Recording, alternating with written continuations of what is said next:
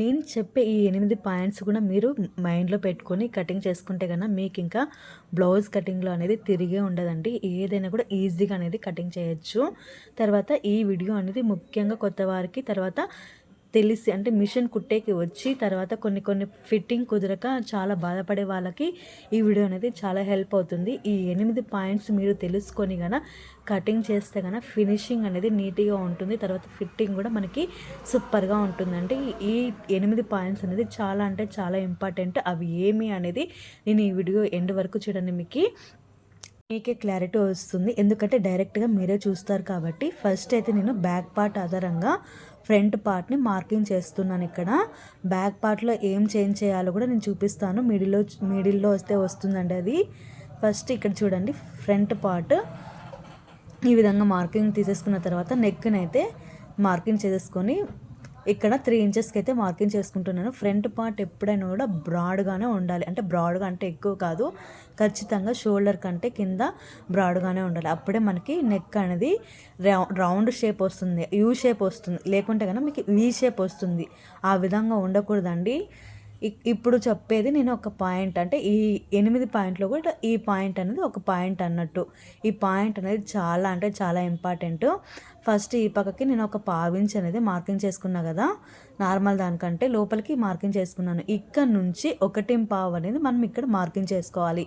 ఇది ఎందుకు చేసుకోవాలంటే ఫస్ట్ ఫ్రంట్ పార్ట్లో మనకి చెస్ట్ దగ్గర, చంక దగ్గర ముడతలు వస్తుంటాయి కదండి. ఆ ప్రాబ్లం అయితే ఇది 100కి 100% సాల్వ్ అయిపోతుంది. చెస్ట్ దగ్గర కాదండి, చంక దగ్గర ఈ పాయింట్ అనేది కరెక్ట్గా సెట్ అవుతుంది. చంక దగ్గర చాలామంది అయితే ప్రాబ్లమ్ని ఫేస్ చేస్తూ ఉంటారు. చంక దగ్గర క్లాత్ ముడతలు వస్తుంది అన్నట్టు. మీరు ఈ పాయింట్ని మైండ్లో పెట్టుకొని కటింగ్ చేయండి. 100కి 100% ఈ ప్రాబ్లం అయితే సాల్వ్ అయిపోతుంది మీకు. తర్వాత ఇక్కడ చూడండి, షోల్డర్ వచ్చేసి నేను 1/2 ఇంచ్ అనేది వదులుకున్నాను. ఇది ఎందుకంటే మనకి కుట్లలోకి వెళ్ళిపోతుంది కాబట్టి ఇక్కడ నుంచి అయితే మార్కింగ్ చేసుకోవాలి. 2 లైన్ గీసాను కదండి, ఇక్కడ నుంచి మార్కింగ్ చేసుకోవాలి కిందకి. తర్వాత ఈ విధంగా మార్కింగ్ చేసుకున్న తర్వాత మనము ఉక్స్ పట్టి ఉంటుంది కదండి, ఉక్స్ పట్టి ఈ విధంగా తీసుకోవాలి. తీసుకున్న తర్వాత కరెక్ట్గా ఒక మార్కింగ్ అనేది తీసుకొని దానికి ఒక 3/4 ఇంచ్ అనేది ఎక్కువ తీసుకోవాలి. ఎందుకంటే పైన కింద పావించ్ అనేది ఖర్చులకు వెళ్ళిపోతుంది, డాట్ కోసం 1/2 ఇంచ్ అనేది వెళ్ళిపోతుంది కాబట్టి. ఈ విధంగా 2.5కి చెస్ట్ దగ్గరికి మెయిన్ పాయింట్ అనేది మార్కింగ్ చేసుకున్నాను. తర్వాత మధ్యలో గ్యాప్ వచ్చేసి 2 ఇంచెస్, అంటే మెయిన్ డాట్ అనేది 2 ఇంచెస్ అనేది మార్కింగ్ చేసుకున్నాను. 1 ఇంచ్ అనేది వెళ్ళిపోతుంది కాబట్టి ఈ విధంగా వేసుకున్న తర్వాత మార్కింగ్ అయితే వేసేసానండి. చూడండి, ఇక్కడ ఇంకొక పాయింట్ చూపిస్తున్నాను చూడండి. ఉక్స్ పట్టి కాజా పట్టి మధ్య గ్యాప్ ఎక్కువ వస్తుంది అని అయితే కస్టమర్స్ మనకి రిపీటెడ్గా అడుగుతుంటారు కదా.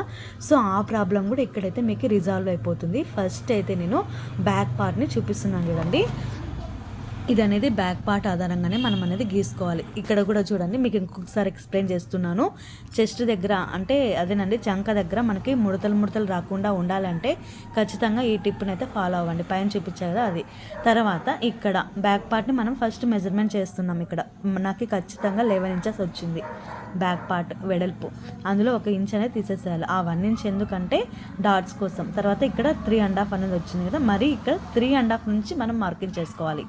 గుర్తుపెట్టుకోండి, ఇక్కడ మనం ఎక్కడైతే మార్కింగ్ వేసామో అక్కడ నుంచి 3.5 వచ్చింది మెయిన్ డాట్కి. ఆ మెయిన్ డాట్ అనేది తీసేసేయాలి. మళ్ళీ మెయిన్ డాట్ నుంచి 3.5 అనేది తీసుకోవాలి. చూడండి ఈ విధంగా. ఇంకొకసారి ఎక్స్ప్లెయిన్ చేస్తున్నాను మీకు. ఇక్కడ నుంచి మెయిన్ డాట్ వరకు 3.5 వచ్చింది. మరి 3.5ని పెట్టుకొని అక్కడ నుంచి 10 ఇంచెస్ అనేది మనం మార్కింగ్ చేసుకోవాలి. మీకు చూపిస్తున్నాను లైవ్లోనే చూడండి. 10 వచ్చేసింది కదా, ఈ విధంగా రావాలండి. ఈ విధంగా వస్తే మనకి కరెక్ట్గా వచ్చింది. అంటే మనకి ఇదంతా తక్కువ వచ్చింది, 9.5 వచ్చింది నాకు యాక్చువల్గా. కానీ నేను 1/2 ఇంచ్ అనేది ఎక్స్ట్రాగా మార్కింగ్ చేసుకున్నాను. ఇది చేసుకోవడం వల్ల మనకి ఉక్స్ పట్టి కాజా పట్టి మధ్య గ్యాప్ అనేది రాదు. ఇక్కడ మెయిన్ డాట్ కూడా గీసేస్తున్నాను చూడండి. మెయిన్ డాట్ ఆధారంగానే మనం ఇంకా 2 డాట్లు కూడా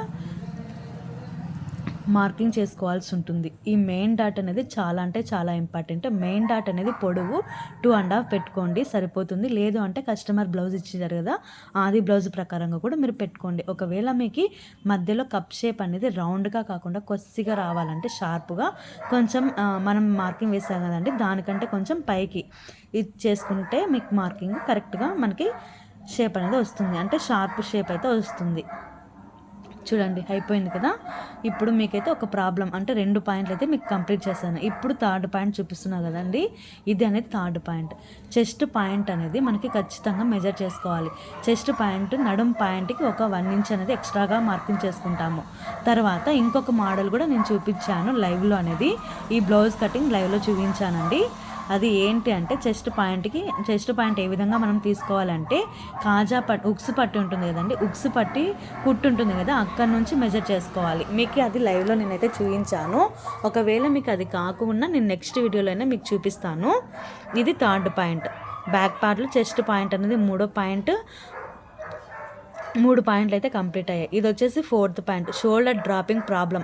భుజాలు జారుతున్నా కూడా ఈ ప్రాబ్లం అయితే చాలామంది ఫేస్ చేస్తుంటారండి. ఇక్కడ ఒక 1/2 ఇంచ్ అనేది నెక్ దగ్గరికి మార్కింగ్ చేస్తున్నాను చూడండి. ఇక్కడ ఇది 3వ పాయింట్. మొత్తానికి 5 పాయింట్లు అయిపోయినాయి. ఇప్పుడు ఈ పక్క 1/2 ఇంచ్ అనేది దించుకోవాలి. ఈ పక్క తీసుకున్నాం కాబట్టి ఈ పక్క 6 పాయింట్లు అయితే అయిపోయినాయండి. ఇది 7వ పాయింట్. చూడండి ఈ విధంగా అయితే మనము ఖచ్చితంగా ఫాలో అవ్వాలి.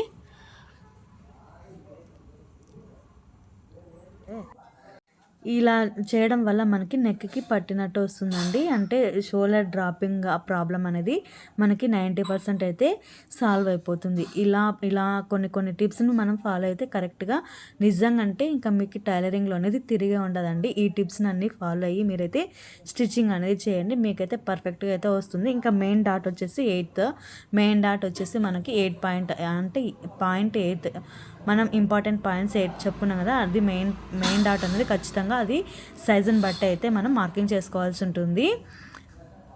ఇదంతా కూడా మనము బేసిక్స్ అంటే నార్మల్గా మనం ఏ విధంగా కటింగ్ చేసుకోవాలి, ఇంపార్టెంట్ ఈ మెథడ్స్ అన్నీ కూడా మనము ఫాలో అయితే చాలా ఈజీగా అనేది కస్టమర్ బ్లౌజ్ కుట్టేసిన తర్వాత ఫిట్టింగ్ అనేది నీట్గా వస్తుందండి. అంటే ముడతలు లేకుండా చాలామంది ఫేస్ చేసేది చంక దగ్గర ముడతలు, తర్వాత చెస్ట్ పాయింట్ లాగినట్టు ఉంటుంది. ఇవన్నీ కూడా ప్రాబ్లమ్ అయితే ఫేస్ చేస్తుంటారండి. నేను చెప్పిన పాయింట్స్ అన్ని మీరు ఫాలో అవుతే ఖచ్చితంగా మీకు అలాంటి ప్రాబ్లం ఏమీ ఉండదండి. చెస్ట్ పాయింట్ లాగినట్టు ఉంటుంది కదా, అది కూడా నేను మీకు లైవ్లో అయితే ఎక్స్ప్లెయిన్ చేశాను అనమాట. అది ఒకవేళ మీరు కావాలనుకుంటే దీని వీడియో అనేది నేను ఆల్రెడీ అంటే లైవ్లో చూపించాను, మీకు లైవ్లో డైరెక్ట్గా చూడాలనుకుంటే ఖచ్చితంగా వెళ్ళి చూడండి, మన ఛానల్లోకి వెళ్ళి చూడండి. ఇది మనకి కరెక్ట్గా ఇక్కడ మిడిల్ డాట్ అనేది కొంచెం కిందికి వచ్చింది, కానీ పైకే వేయండి. మధ్యలోకి వేయడం వల్ల మనకి ఫిట్టింగ్ అనేది నీట్గా వచ్చేస్తుంది అనమాట. నేను స్టిచ్చింగ్ చేసేటప్పుడు కూడా కొన్ని మెయిన్ పాయింట్స్ అయితే చూపించానండి. ఇదైతే ఫ్రంట్ పార్ట్ కంప్లీట్ అయిపోయింది. ఇప్పుడు మనము హ్యాండ్స్ అనేది కట్ చేసేయాలి. హ్యాండ్స్ ఎప్పుడైనా కూడా మనము బ్యాక్ పార్ట్ ఆధారంగానే మనం హ్యాండ్స్ అనేది కట్ చేసేయాలి. ఫస్ట్ ఆర్మ్ హోల్ ఎంత ఉందో చెక్ చేద్దాం. నాకైతే 11.5 వచ్చింది కదా ఇక్కడ. సో 11.5కి 1 ఇంచ్ అనేది మనం మైనస్ చేయాలి. ఈ 1 ఇంచ్ ఎందుకు మైనస్ చేయాలక్క అంటే ఈ 1 ఇంచ్ అనేది మనము షోల్డర్ దగ్గర హాఫ్ ఇంచ్ అనేది క్లాత్ వెళ్ళిపోతుంది కాబట్టి పైన. సో 10.5 అనేది మార్కింగ్ అంటే 10.5 వచ్చే విధంగా ఇక్కడ నేను క్లాత్ని అయితే ఫోల్డింగ్ చేస్తున్నాను. ఈ ఫోల్డింగ్ చేసేది కూడా నేను ఒకవైపు మాత్రమే ఫోల్డింగ్ అంటే అతుకులు పడే విధంగా ఫోల్డింగ్ చేస్తున్నాను చూడండి. ఈ విధంగా మీరు కూడా ట్రై చేయండి, కట్ చేయండి. ఈ విధంగా మీకు కూడా కరెక్ట్గా వచ్చేస్తుంది. అసలుకి ఇంకా మీకు మరి క్లాత్ 2 పక్కల జాయిన్ చేయాలంటే ఎంత టైం వేస్ట్ అవుతుంది కదా, అది కూడా మనకి బేజార్ అయిపోతుంది అనమాట. ఇక్కడ ఒక 1 ఇంచ్ అనేది నేను మార్కింగ్ చేసేసుకున్నాను. ఈ 1 ఇంచ్ కూడా నేను హెమ్మింగ్ అనేది చేయాలి ఈ బ్లౌజ్కి. ఇక్కడ కస్టమర్ వచ్చేసి మనకి కరెక్ట్గా పెన్నుతో అయితే మార్కింగ్ చేసి ఇచ్చారండి. హైట్ ఎక్కువ అవుతుందనేసి ఈ విధంగా అయితే ఇచ్చేసారు. ఇది ప్లెయిన్ బ్లౌజ్, అందుకోసం అయితే హైట్ ఎక్కువ ఉన్నా కూడా ఏం బాగా కనిపించదు అనేసి వాళ్ళు ఈ విధంగా ఇచ్చారు. లెంత్ చంక డౌన్ వచ్చేసి నేను 3.5కి అయితే మార్కింగ్ చేసుకున్నానండి. ఈ బ్లౌజ్ అనేది మీడియం సైజ్ బ్లౌజ్ కాబట్టి ఇక్కడ 2 విధాలుగా అనేది మనం మార్కింగ్ చేసుకోవచ్చు. నేను ఇక్కడ 2 ఖర్చు అనేది 2 పెట్టుకున్నా కాబట్టి 2 తీసేసుకున్నాను. ఒకవేళ మీరు ఈ విధంగా కూడా పెట్టచ్చు. చూడండి ఫిట్టింగ్ పాయింట్ ఎక్కడికి వచ్చింది అనేది చూసుకొని నాకైతే నియర్లీ 8.5 మీద 2 లైన్లు ఏమో వచ్చింది.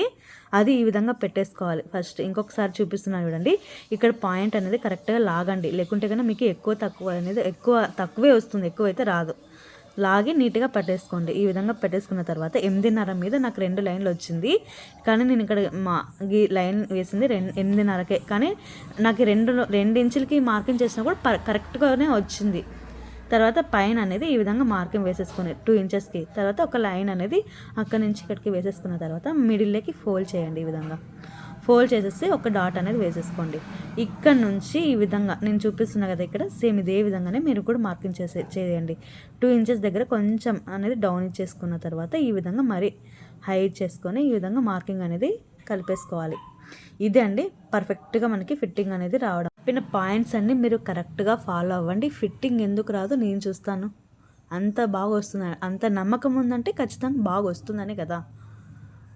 ఈ విధంగా మార్కింగ్ చేసేసుకొని మార్కింగ్ చేసిన విధంగా అయితే మనం కటింగ్ అయితే చేసేసుకోవాలి. నేను చెప్పిన ఈ 8 పాయింట్స్ కూడా మీరు ఫాలో అయ్యి కటింగ్ చేయండి. అసలు మీరు బ్లౌజ్ కటింగ్లో అనేది ఫినిషింగ్ అనేది చాలా బాగుంటుంది. ఇంకా మీరు ఏ బ్లౌజ్ అయినా కూడా ఈజీగా అనేది కటింగ్ చేయొచ్చు, మీకు తిరిగి. అంతే అండి ఈ video. Thank you for watching.